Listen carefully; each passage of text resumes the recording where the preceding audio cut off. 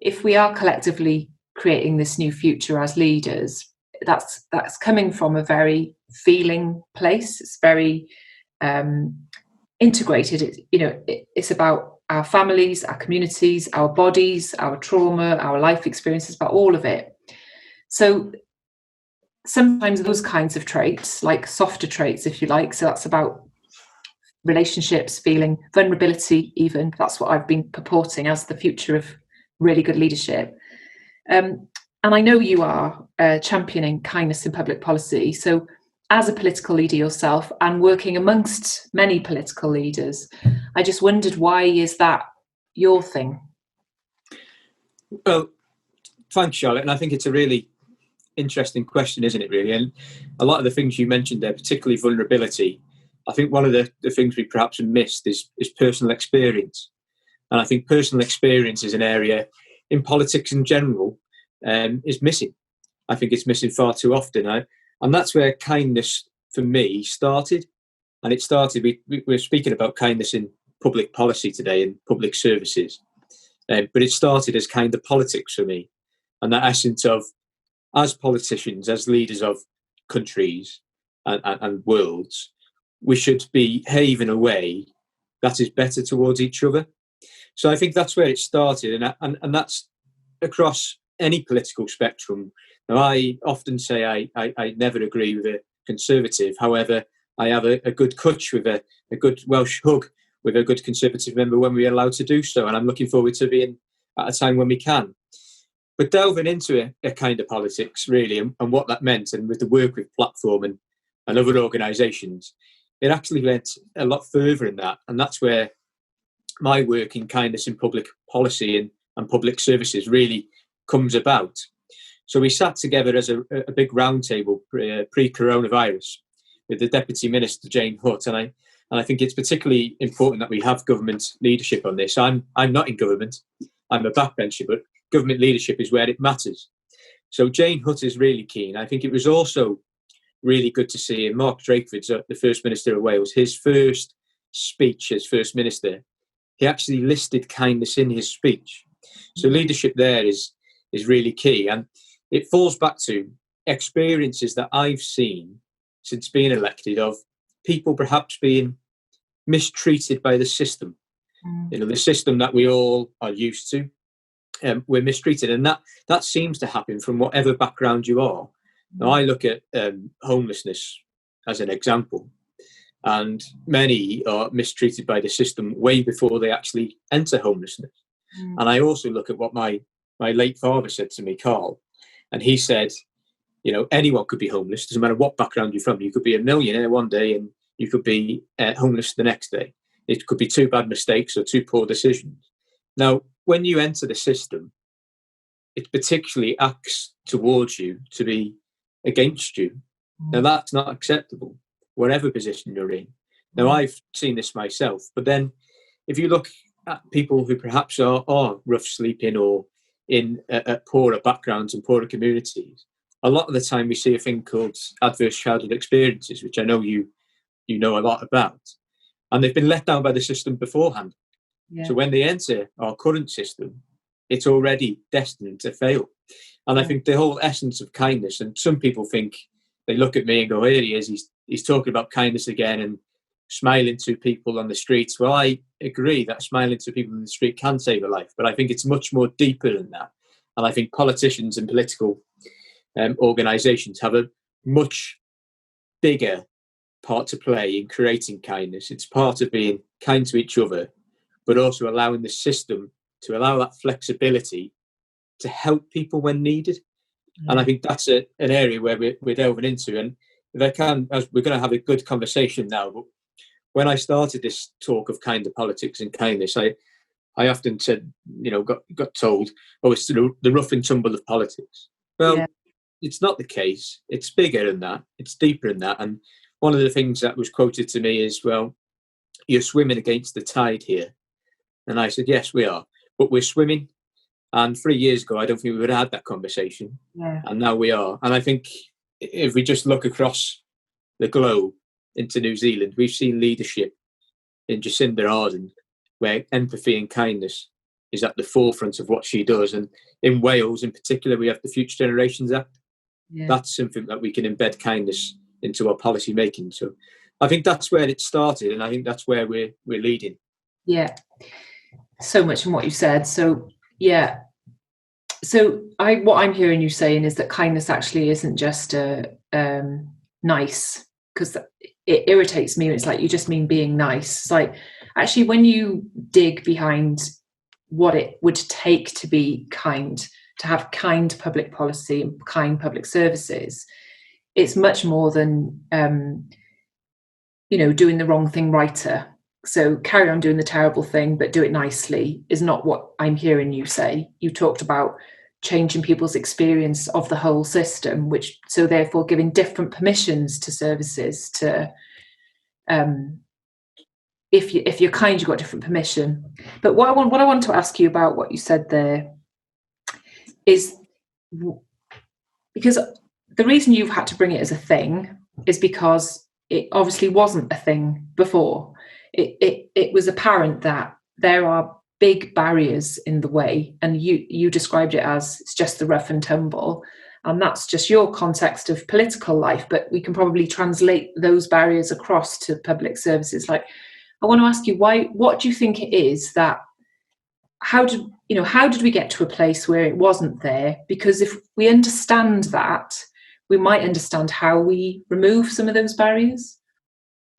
Well, I think it's systematic, isn't it? And it's where we've evolved from, and perhaps what politics is like. And let's just look at public sector organisations, but let's go further in that as well. Let's look wider. So organisations in general, they all have a part to play in creating kindness in what they do. Any organisation can do that, and I think any organisation should do that. But if we go back to where we said the rough and tumble of politics, well, okay, maybe that's because that's what we're expecting and that's what it's meant to be. Political leadership is key in changing things we do. Now, if political leadership is the rough and tumble, and it has to be that way, then is there any surprise in what we put forward as policies and when we see perhaps things that aren't working, that we have to stick with them? Because that's the way we've done it in the past. Now, I look at two things at this. One, I look back, so I'm an engineer by trade, and I look back at my time in engineering and think about, if I put for example, a product improvement on a factory line in place, and let's call that the policy. If that product improvement was not working, I wouldn't simply just carry on. We have to recognise, and we do what's called in industry the 5 whys, and we go back to the root, and we would find out the root cause of why that is in place, and we'd ensure that would never happen again. Yeah. I think that's something that needs to happen more in politics, and I think that's where we'd find out the reason why. But the second point I want to make, and perhaps the most important point, it comes to leadership, because I think that's what we're talking about here today. Yeah. You said then the rough and tumble of politics, and I said it myself. That's not the way to be. That happens both across parties, it happens internally, it happens everywhere.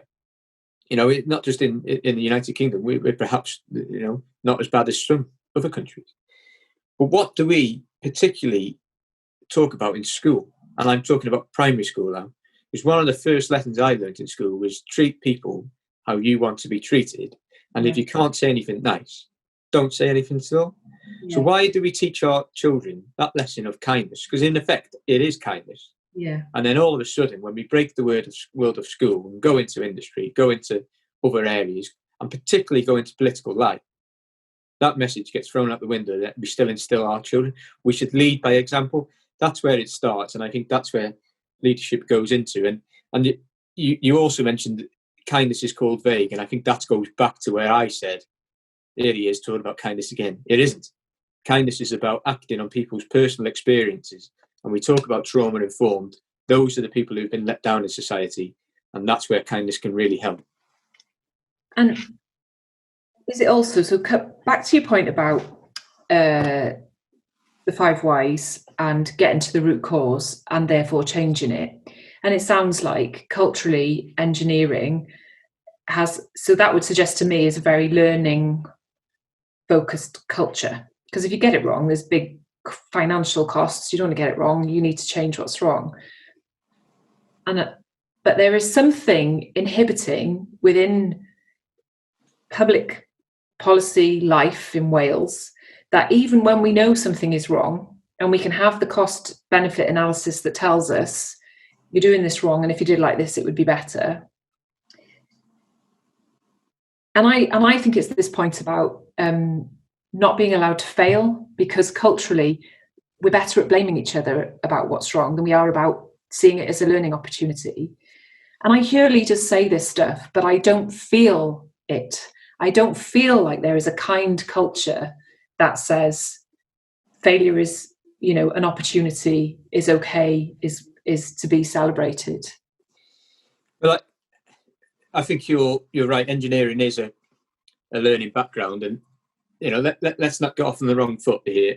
I think some of the places where I've worked, or what you would call, tough grounding and a real apprenticeship.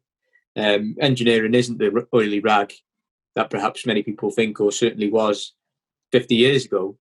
However, it's still, in some places it can be, and I had a good upbringing, if you put it that way, and I'm very thankful of that and what I learned. But I think one of the things that we have to think about in that is failure.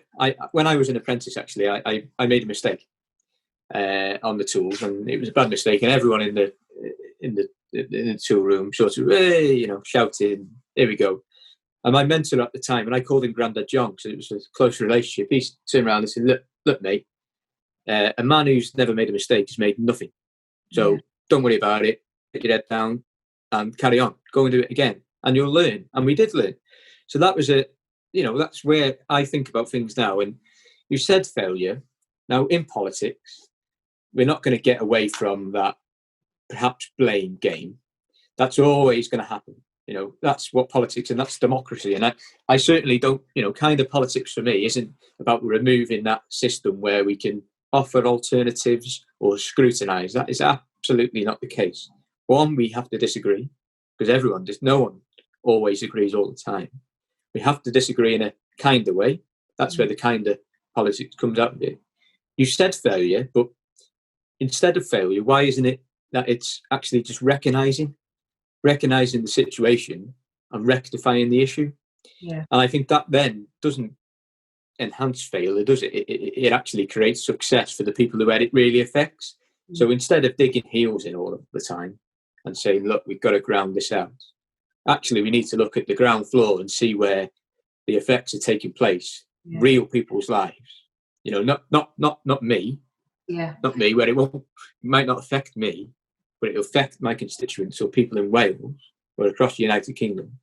That's what we have to look at. And if it's not working for the people that we're elected to work for, then there is a problem there.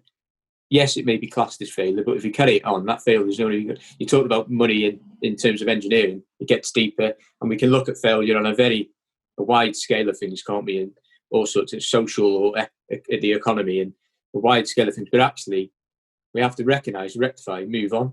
Yeah. And I think people respect that when that is taking place. And just to finish, because what it sounds like is a culture of kindness would enable that. So it would enable that stuff that you spoke about, the kind of ability then for services to be more agile and flexible, because they'd heard what wasn't working.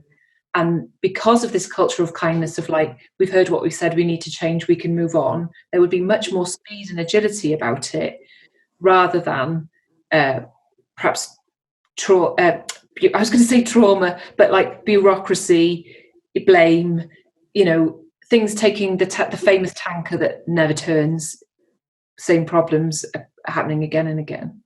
Well, I think perhaps sometimes we get wrapped up in that, don't we? And we're not realising really, we get wrapped up in this atmosphere, suppose, when actually we should be looking at what really matters. And what really matters is that people are living successful and healthy lives, whatever that means to them. I shouldn't define successful.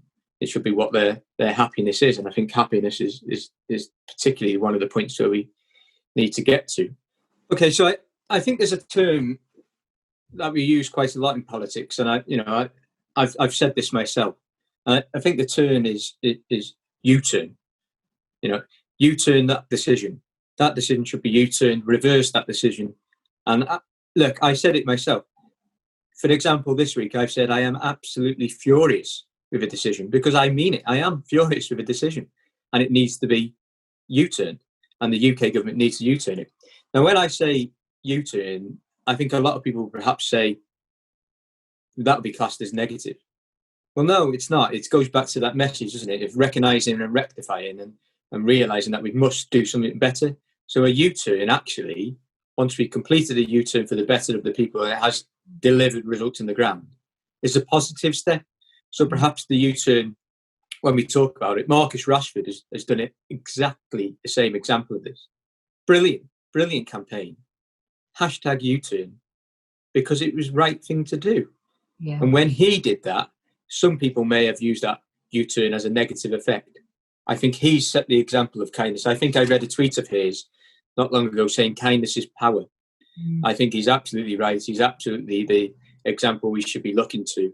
Yeah. And I think when that change did come about for the school meals in England, he didn't use the phrase U-turn as a negative effect. He used it as a positive effect, seeing the positives out of that. His campaign worked fantastically to benefit a lot of families.